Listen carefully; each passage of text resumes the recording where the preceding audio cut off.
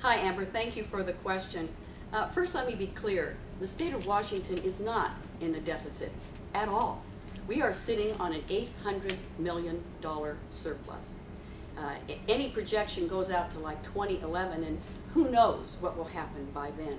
Now, that is not to say that people in the state of Washington are not feeling the pinch of a national recession and failed policies by the Bush administration that have led to extraordinary high gas prices, have led to everyone being concerned about the cost of groceries, and obviously people being concerned about their mortgage and whether they're going to be able to stay in their home. So I feel the pain of the people of the state of Washington, but we are sitting on a surplus. Now, we're pretty unique. Over 30 states in the country are sitting on a deficit today. Ohio and Michigan are losing hundreds of thousands of jobs.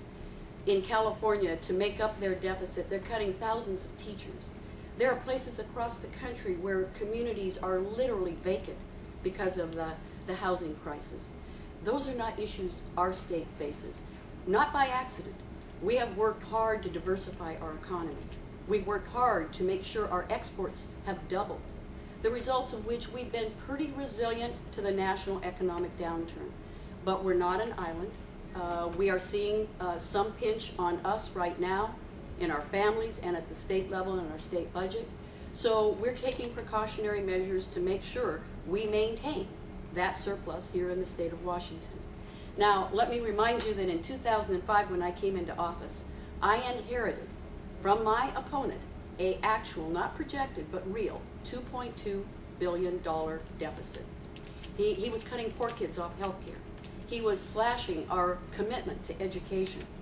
It was a very difficult budget that I inherited, but you know what? I, working with Republicans and Democrats, managed to put a budget together that did not raise the sales tax. It did not raise the business and occupation tax or property tax. We were able to put together a budget, we were able to recover as a state, and we now have an $800 million surplus. I did it in 2005. I can do it again if it would be necessary.